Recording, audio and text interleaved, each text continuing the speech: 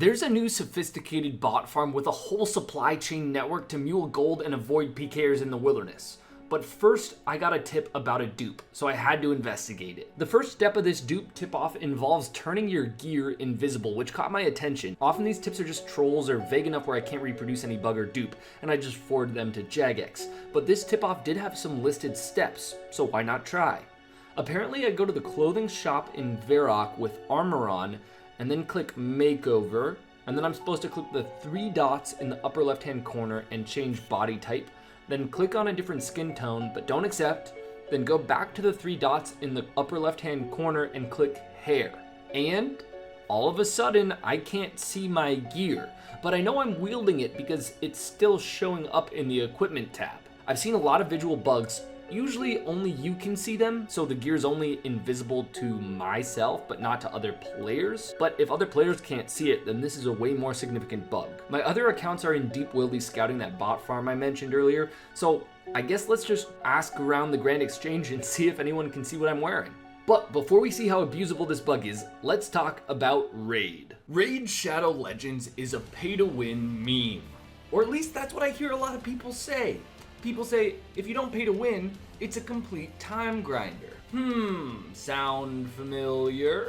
In terms of pay to win, let's be honest, investing in most games can speed up your progress. But, and it's a big but, Raid has a lot of endgame players who are completely free to play. In terms of it being a time grinder, Raid does have auto battle and a lot of features to save your time. Like Guardian Ring, where you can leave your heroes to automatically level up. Now, if you still aren't convinced, maybe here's something we can agree on. Norse mythology is epic, and Raid just released the Norse mythological characters Loki, Thor, Freya, and Odin. Now is your chance to get them, and Raid is running one of the biggest events to date, the Asgard Divide. So, new players, if you click my link in the description, just by logging in for 7 days, you can get a limited champion Loki for free. Also, you can get an epic boss killer Grizzled, Jarl, and Knight Errant upon reaching level 25. So, click my link in the description, and once you're in and crushing your enemies, come find me under the name sirpug, join my clan, and we'll be legends together. Thanks to Raid for sponsoring this video. We're back, and my gear is invisible. To me, at least. Let's see if these fine players at the Grand Exchange can see it. We've got a no helmet and hair, and of course, I'm wearing an Inquisitor's helm right now. It's just invisible, which means this could be kind of a big bug. I can actually turn anything I'm wielding invisible to everybody. Obviously, I want to do some testing. Like, is my gear invisible in combat? And it looks like the answer is no. As soon as something hits me, my gear turns visible again. Also, if I teleport anywhere, my gear turns visible again as well. Although, there is a caveat. I can attack people and my gear stays invisible. It's just if they fight back.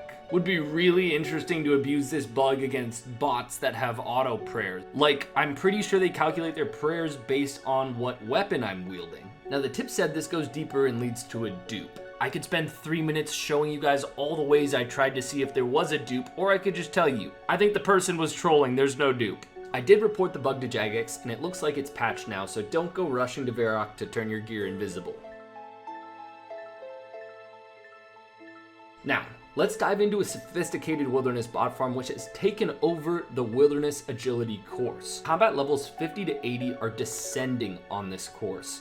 Given their decently high total level and seemingly random stats, they're either hacked accounts or were carefully botted to avoid detection. My guess is the former. I've seen up to 10 in one world, and most worlds have at least one. So obviously at the Deep Wildy Agility course, there are some interesting mechanics at play. The longer you stay logged in and at the course, the more GP you make per lap, maxing out at almost 3 mil GP per hour or 40-ish thousand GP per lap. This poses a problem to botters. You want your bots to make 3 mil an hour. It's a low requirement, high GP per hour moneymaker. But the more you hop or run to the bank, the less GP you make. But the less you hop or run to the bank, the more attractive the bots are to PKers who could easily kill them, meaning you'll also make less GP if you don't hop or bank. That's what the initial farms I saw pop up at the Wilderness Agility course struggle with, and they soon disappeared. It seems like those botters didn't solve the problem, but it looks like someone has figured out a pretty sophisticated solution. It's easier to observe the solution when there's a lot of bots in the same world. So, every few laps or so, we'll test that later exactly how many, but another account logs in near the dispenser and trades one of the bots for literally only a few seconds and then logs out. So the bots are using a mule, and while I'm watching, just a few seconds later, another mule logs in and trades another bot. So they're actually using multiple mules across worlds, hopping in and out. The mules don't even have that high agility level, so they are clearly just there to accept trades. And with the scale of this bot farm, how much gold would a mule have on it? Like a couple 100,000 gold or 10 mil? Let's start by trying to kill the actual agility bots and then try to kill the mules. So I hop in to kill an agility bot, and the timing was somehow perfect and I caught a mule. I thought it would run, but it didn't, and it didn't even use protection prayers, but it did have a lot of food.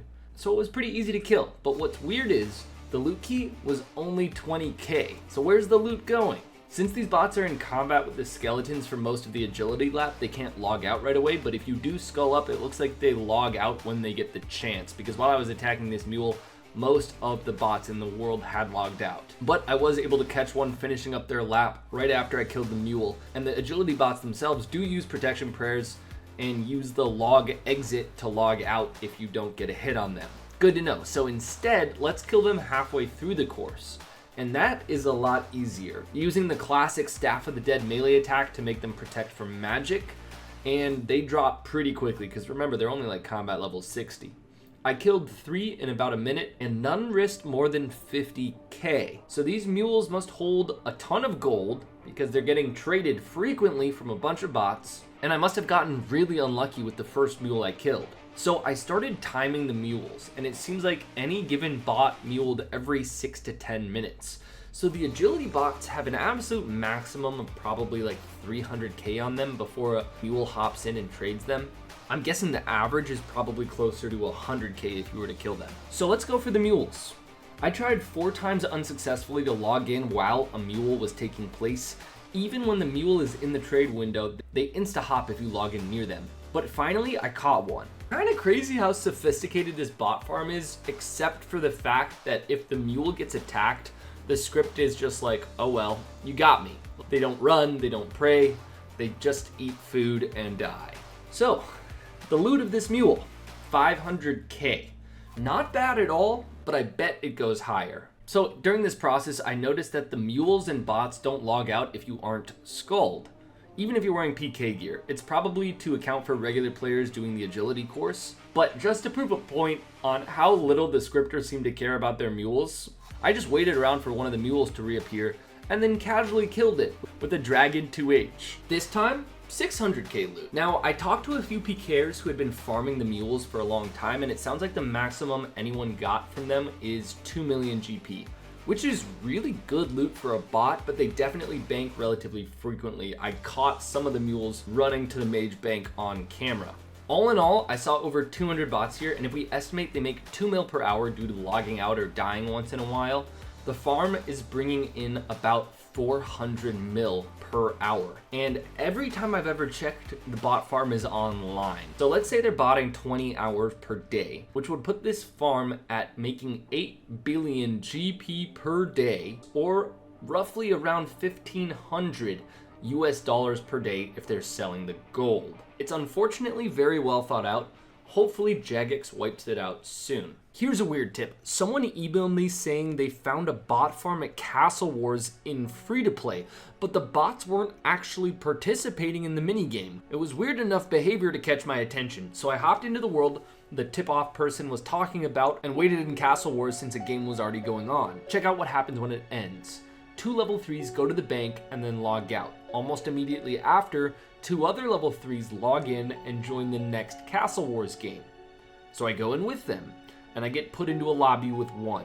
And it definitely seems like a bot. It's not responding, it's not on the high scores. And once we're in the game, it actually does run around, but only to one spot near the river. And pretty quickly, 2 other very similar accounts from the other team run over to the same area. And they all just sit there. They don't talk. So obviously I kill them, and then I go to their base, where I run into the guy who tipped me off. At first I thought maybe he was the bot owner, but we started chatting, and he told me that the owner of the bots actually started talking to him on one of the bots the day before, and said the bots were just getting playtime, and to specifically not mention the bot farm to me. That's funny. And the guy who tipped me off was like, I don't know what that is. Brutal ego check, but he did find me and send it in. What a legend. So the bot owner says he's just getting playtime, and I started hopping worlds to see how many other bots there are. Most worlds I hopped to, I realized the waiting lobbies at Castle Wars weren't empty. There were 1 to 2 bots in each world. And in fact, if there was only one, this is the absolute perfect place to hide. You don't even get put in a Castle Wars game because there's only one player, so you don't trigger the game to start. You're just in the lobby. And if you're the only one in the lobby, no one can enter that same god's lobby until someone has entered the other god's lobby, since the number of players on each side are balanced. So it ends up being the most out of the way place to hide out and get playtime to reduce the chance of being banned once the bot is activated to actually start doing something profitable. So what is this botter's master plan for these bots? I recorded 10 names and waited a whole week, and none of them show up on the highest scores. So I wish I knew. Shout out to the guy who tipped me off to this, but apparently in World 330, if you join some of the houses that are less popular, but being advertised on the house board, whole bot farms will use these houses for teleporting and hop to World 330 into these low population houses to get around. So it's really easy to catch huge bot farms just by sitting in houses that have nobody in them. Thanks for watching, and if you liked the video, please make sure to leave a like and subscribe if you haven't already. We'll be back soon.